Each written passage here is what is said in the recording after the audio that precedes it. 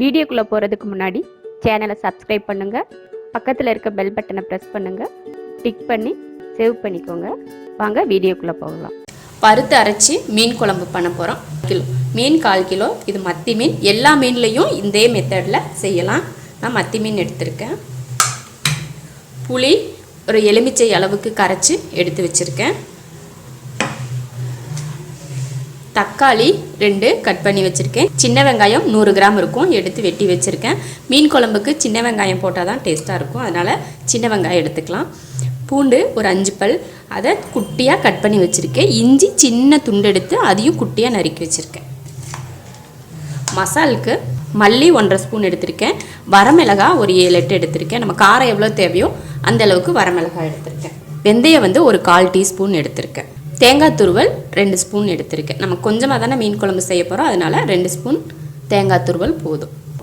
மல்லி, மிளகாய், வெந்தயம், தேங்காய் எல்லாத்தையும் வறுத்து அரைக்க போகிறோம். இப்போ வறுக்கலாம். ஃபஸ்ட்டு வெந்தயத்தை போட்டுக்கலாம். மல்லியோடு சேர்த்து வறுக்கிறப்போ வெந்தயம் வறுபடாது. வெந்தயத்தை வறுத்தாச்சு. அதில் மிளகாய், மல்லி சேர்த்துடலாம்.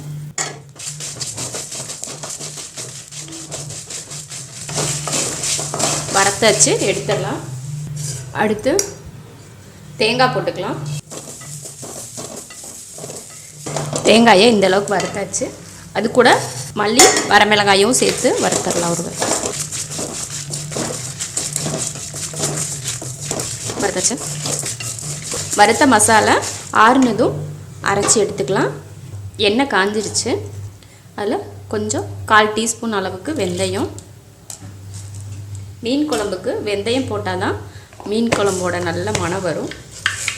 கடுகெல்லாம் சேர்க்க வேண்டாம், வெந்தயம் மட்டும் போட்டால் போதும். வெந்தயம் பொரிஞ்சிருச்சு. வெங்காயம் சேர்த்துக்கலாம்.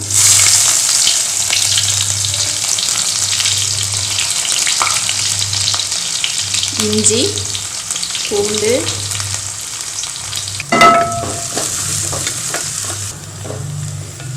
நல்லா வதங்கிருச்சு. தக்காளி சேர்த்துடலாம்.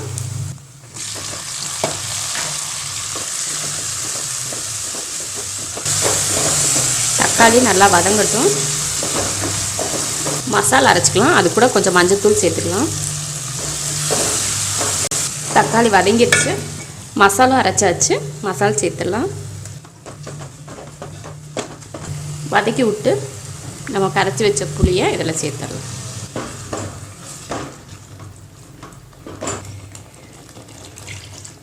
தேவையான அளவு உப்பு, தண்ணி,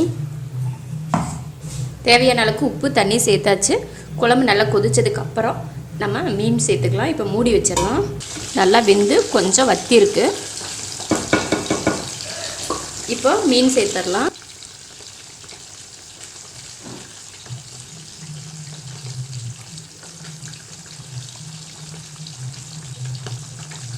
எந்த மீனில் குழம்பு வச்சாலும் அந்த மீனை மசால் போட்டு மிளகாத்தூள், மஞ்சத்தூள், உப்பு போட்டு பெரட்டி வச்சுட்டு ஒரு 1/2 மணி நேரம் கழித்து குழம்பு வச்சோன்னா மீனில் நல்லா உப்பு காரம்லாம் பிடிச்சி நல்லாயிருக்கும்.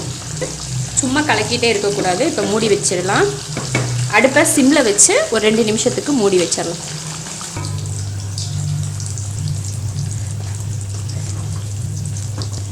மீன் குழம்பு ரெடி ஆயிடுச்சு.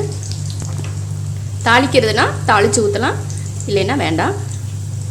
இது போல் மீன் குழம்பு நீங்களும் செஞ்சு பாருங்கள். எல்லா மீன்லையும் இதே போல் செய்யலாம், ரொம்ப நல்லாயிருக்கும். பிடிச்சிருந்தா லைக் பண்ணுங்கள். மற்றவங்களும் பார்க்கணுன்னு நினச்சா ஷேர் பண்ணுங்கள். மறக்காமல் சப்ஸ்கிரைப் பண்ணுங்கள். நன்றி.